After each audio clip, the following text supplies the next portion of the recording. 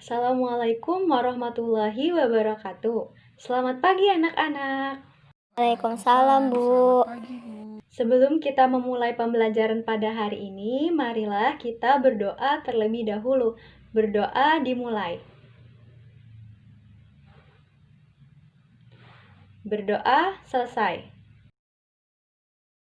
Hari ini kita akan mempelajari teori asam dan basa Arrhenius. Berikut adalah tujuan pembelajaran hari ini. Oke, selanjutnya coba amati gambar-gambar yang Ibu sajikan. Apa saja yang kalian temukan? Ada sabun cuci, cuka, jeruk, air mineral, pasta gigi, dan semut, Bu. Adakah kesamaan dari gambar-gambar tersebut? Kaitkan dengan pembelajaran kita hari ini ya.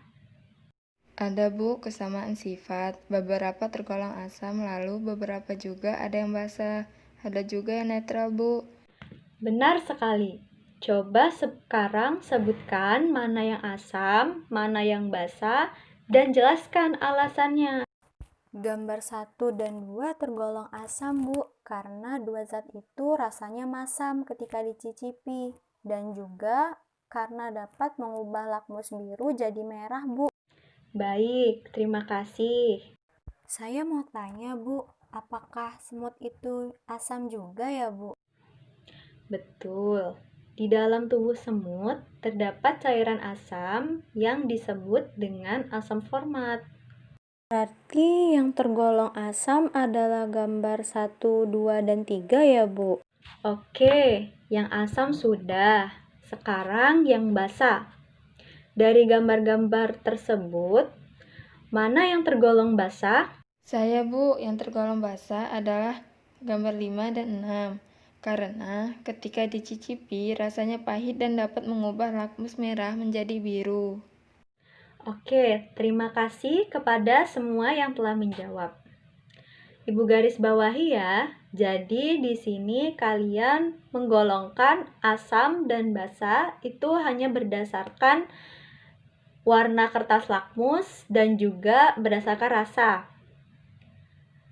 Yang Ibu mau bilang sekarang adalah yang pertama mengenai rasa.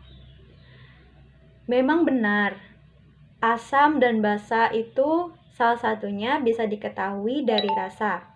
Misal, ketika kita mencoba jeruk terasa asam di lidah. Nah, maka dia digolongkan termasuk asam. Tapi, tidaklah bijak untuk mencicipi satu persatu larutan yang ada untuk tahu sifatnya itu asam atau basa. Kalian tahu kan di gambar 7 tadi ada gambar efek korosi.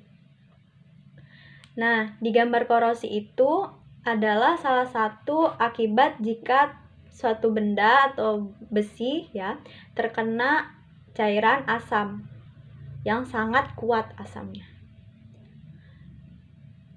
Besi saja bisa korosi, apalagi tubuh kita, lidah kita yang mencicipinya. Oleh karena itu bisa berbahaya.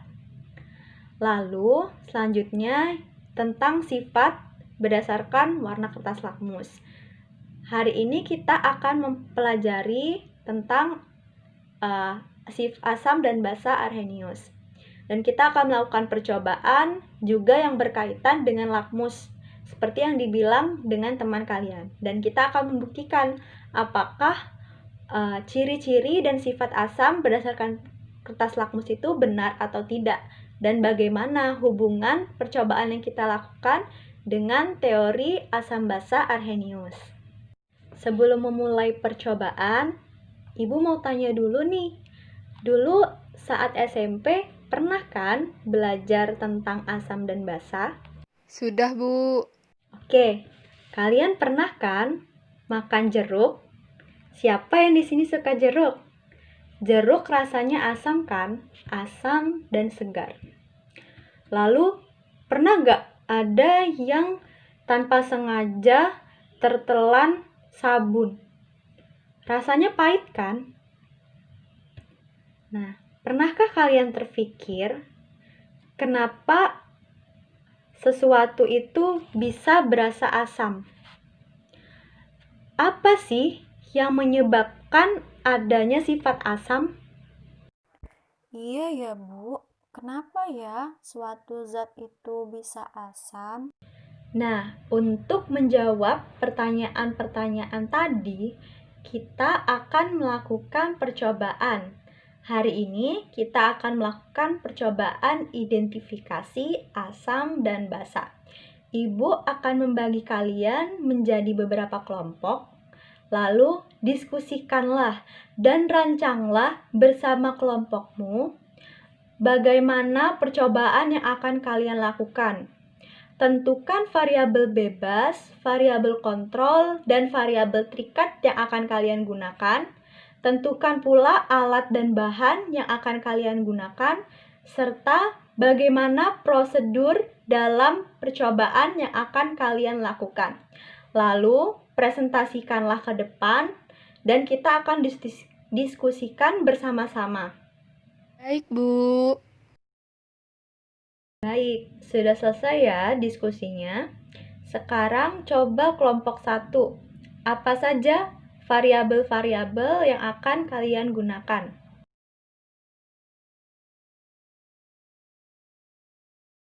Bagus. Lalu bagaimana kelompok 2? Bagaimana hasil diskusi kalian?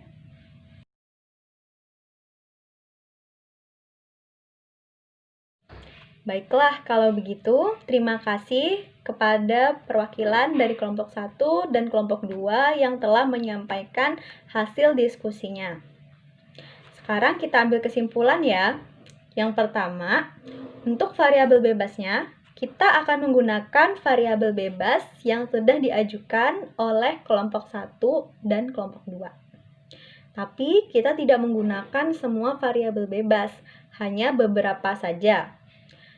Catat ya, variabel bebas yang akan kita gunakan adalah yang pertama, larutan CaCO3 0,1 molar. Yang kedua, larutan NaOH 0,1 molar. Yang ketiga, larutan HCl 0,1 molar. Yang keempat, asam cuka. Yang kelima, air sabun. Dan yang keenam adalah Aquades. Lalu untuk variabel kontrolnya, setiap kelompok akan mengerjakan percobaan dengan variabel kontrol yang berbeda. Kelompok 1 sesuai dengan rancangannya akan mengerjakan percobaan dengan variabel kontrol kertas lakmus merah dan kertas lakmus biru. Lalu kelompok 2 akan melakukan percobaan dengan variabel kontrolnya adalah ekstrak kulit manggis dan ekstrak kunyit. Lalu untuk variabel terikatnya sama ya pasti, yaitu perubahan warna yang terjadi pada tiap-tiap indikator. Sampai sini ada yang ingin ditanyakan? Bu, mengapa larutan yang digunakan 0,1 molar, Bu? Apakah tidak boleh beda-beda konsentrasinya? Boleh kok berbeda-beda konsentrasinya, tapi di sini disamakan agar kalian paham bahwa dalam konsentrasi yang sama, beberapa larutan bersifat asam dan yang lainnya akan bersifat basa. Lalu, disamakan juga agar tidak timbul miskonsepsi pada materi-materi yang akan kita bahas pada pertemuan-pertemuan berikutnya. Oke, kita lanjut ya. Bagaimana dengan alat dan bahan yang akan digunakan? Coba kelompok 1.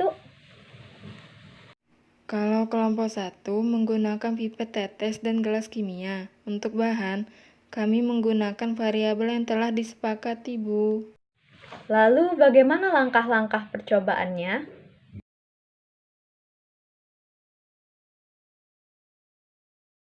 Oke, terima kasih kelompok 1. Sekarang gimana nih kelompok 2? Gimana hasil percobaannya? Apa alat dan bahan yang kalian gunakan? Bagus. Lalu langkah-langkah percobaannya bagaimana?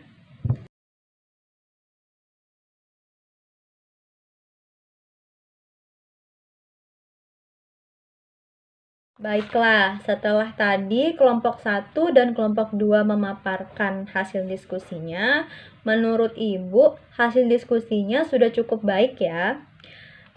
Sudah jelas semuanya dan sudah Ibu bagi juga ya tadi apa saja variabel-variabel yang akan digunakan. Lalu sekarang silahkan lakukan percobaan berdasarkan rancangan dari kelompok kalian masing-masing. Hati-hati ya ketika melakukan percobaan. Oke, sekarang coba kelompok 1 tuliskan hasil percobaanmu di depan. Terima kasih perwakilan kelompok 1. Sekarang perwakilan kelompok 2 silahkan maju. Nah, berdasarkan hasil percobaan yang ditulis temanmu, adakah yang bisa menyimpulkan? Saya, Bu, untuk hasil percobaan kelompok 1, larutan asam adalah larutan-larutan yang dapat mengubah lakmus biru menjadi merah, Bu. Sementara itu, larutan yang sifatnya basa itu ketika lakmus merah berubah jadi biru, Bu. Bagus. Lalu bagaimana kesimpulan untuk hasil dari kelompok 2? Kami hanya tahu sifatnya, Bu, tapi nggak tahu cara buat kesimpulan dari perubahan warna indikatornya. Loh, kok bisa tahu sifatnya, tapi tidak bisa menyimpulkan dari perubahan warna indikator?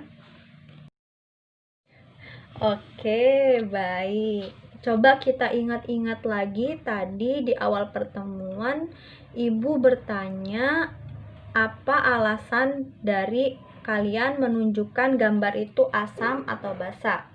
Lalu teman kalian ada yang jawab, asam itu salah satu sifatnya adalah mengubah lakmus biru jadi merah, dan basa mengubah lakmus merah jadi biru. Memang benar sih, bisa kita lihat di percobaan kelompok 1. Yang larutan asam memang kan mengubah lakmus biru jadi merah, dan gitu juga larutan basa. Itu benar, itu tidak salah. Tapi yang Ibu tekankan di sini adalah bagaimana jika kita dapat data, di situ kita harus disuruh mengidentifikasi itu asam atau basa, tapi tidak menggunakan kertas lakmus.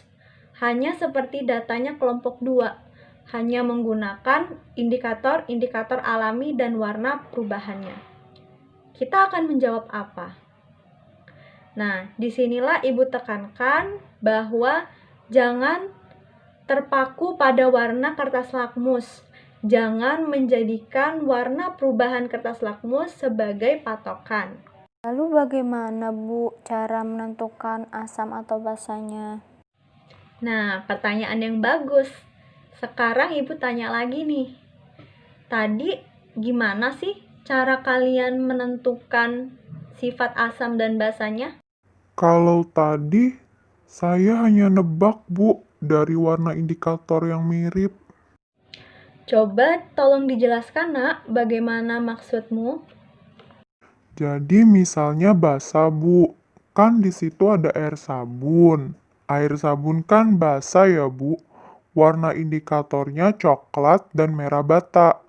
Lalu ternyata NaOH indikatornya juga sama, coklat dan merah bata juga. Jadi saya simpulin kalau itu basa, Bu. Karena sama-sama coklat dan merah bata. Nah, tepat sekali. Memang seperti itulah cara untuk mengidentifikasi larutan berdasarkan perubahan warna pada indikatornya. Caranya seperti yang temanmu tadi bilang. Yang pertama, kita lihat dulu di data. Ada gak larutan yang sudah benar-benar kita tahu sifatnya apa? Tadi temanmu mencontohkan sabun. Air sabun itu basa. Kita udah tahu basa, karena kita tahu tadi sifatnya ketika dicicip rasanya pahit. Lalu kita lihat warna indikator dari larutan yang kita tahu tadi. Perubahan warna indikatornya bagaimana? Setelah itu, kita cocokkan pada data, ada nggak sih larutan yang perubahan warna indikatornya sama dengan perubahan warna indikator pada larutan yang udah kita tahu.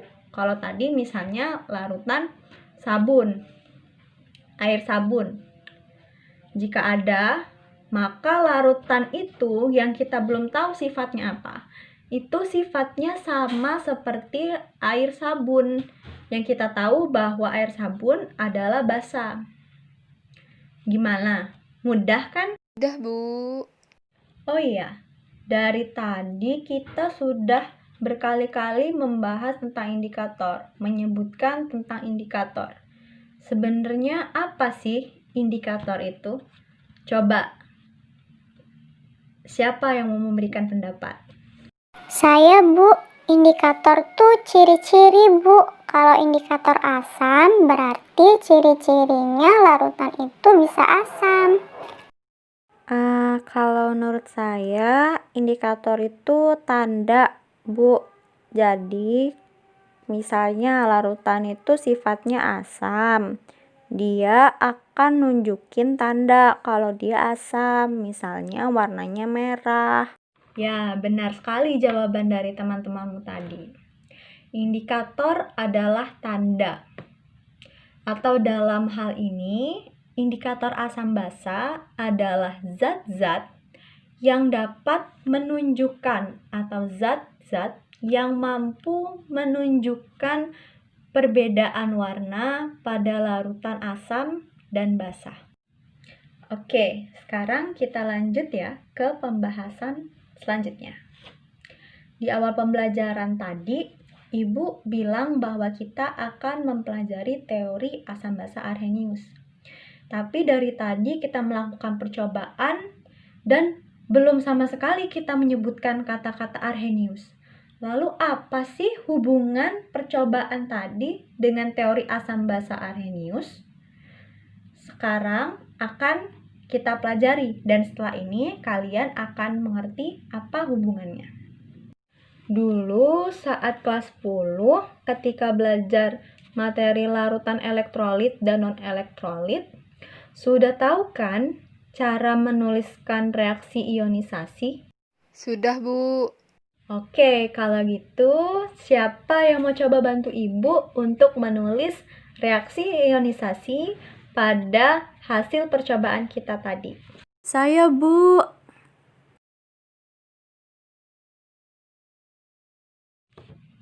Setelah temanmu menuliskan reaksi-reaksi ionisasi, coba sekarang perhatikan reaksi-reaksi tersebut.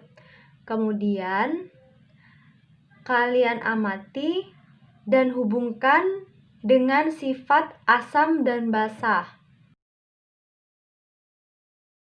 Bu, saya masih belum paham, Bu. Baik, Ibu bantu. Sekarang coba lihat reaksi ionisasi pada larutan asam. Coba kalian lihat reaksi ionisasi pada HCl dan CH3COOH atau asam cuka. Apa yang kalian temukan di situ? Sama-sama ada H+-nya ya, Bu. Tepat sekali. Di awal pertemuan tadi, Ibu pernah bertanya, mengapa sih sesuatu itu dapat bersifat asam? Apa yang menyebabkan adanya sifat asam? Nah, jawabannya itu berkaitan dengan apa yang baru saja teman kalian jawab. Coba, siapa yang mau bantu menjelaskan? Saya, Bu. Jadi larutan itu sifatnya asam kalau dalamnya ada H+-nya ya, Bu ya. Bagus, tapi belum tepat ya. Coba, siapa lagi yang mau mencoba jawab? Ya, Bu. Suatu larutan bersifat asam jika zat yang terlarut pada larutan itu melepaskan ion H+. Oke, lalu untuk yang basah bagaimana ya? Ada yang mau memberikan pendapat? Saya, Bu. Larutan sifatnya basa kalau zat yang terlarut dalam larutan itu melepaskan ion OH-, Bu. Bagus. Ada yang ingin ditanyakan? Bu, saya mau tanya. Ya, silahkan. Kalau yang melepaskan H+ adalah asam, yang melepaskan OH- basa, lalu reaksi ionisasi CaCO3 gimana ya, Bu? Kan dia tak melepaskan H+ maupun OH-. Pertanyaan yang bagus sekali. Sekarang, coba perhatikan kembali hasil percobaan pada larutan CaCO3. Apa sifat larutan tersebut? Netral, Bu. Nah, itu dia. Coba, siapa temannya yang ingin membantu menjelaskan mengapa CaCO3 itu netral? Saya, Bu. Larutan CaCO3 bersifat netral karena zat yang terlarut pada larutan tersebut tak melepaskan H+ ataupun OH-. Oke, terima kasih Nak atas bantuannya menjawab untuk temanmu tadi. Sekarang Ibu akan kembali mereview jawaban dari kalian. Ketika Ibu menanyakan apa sih larutan asam itu atau apa sih larutan yang bersifat basa itu, larutan yang bagaimana? Lalu rata-rata kalian menjawab larutan bersifat asam ketika zat terlarut dalam larutan itu menghasilkan H+, atau zat suatu larutan bersifat basa ketika zat terlarut dalam larutan itu melepaskan OH-. Sekarang Ibu bertanya, tadi kalian menyebutkan ada larutan, zat terlarut.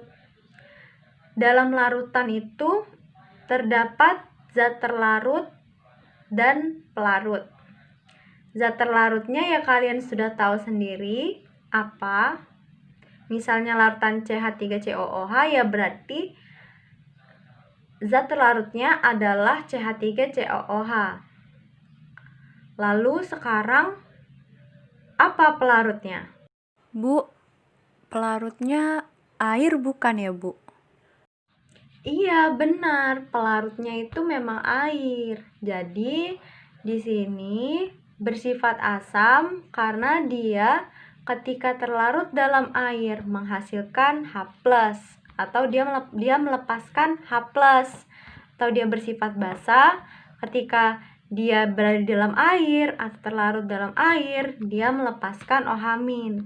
Sekarang coba simpulkan apa itu asam dan apa itu basa. Saya mau nyoba, Bu. Asam adalah zat yang dalam air melepaskan ion H+, sedangkan basa adalah zat yang dalam air melepaskan ion OH-. Nah, itulah pengertian asam dan basa menurut teori Arrhenius. Menurut Arrhenius, pembawa sifat asam adalah H+, sedangkan pembawa sifat basa adalah OH-. Sekarang, setelah mengetahuinya, larutan manakah yang termasuk asam dan larutan mana yang termasuk basa? Yang basa adalah larutan NaOH, yang asam larutan HCl, dan larutan CH3COOH, Bu. Oke, sip.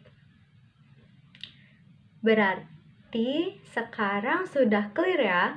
Sudah paham semuanya apa itu asam dan apa itu basa berdasarkan teori Arrhenius. Dalam teori Arrhenius juga ada loh yang disebut sebagai valensi asam dan valensi basa. Lalu, apa sih valensi asam dan apa sih valensi basa itu?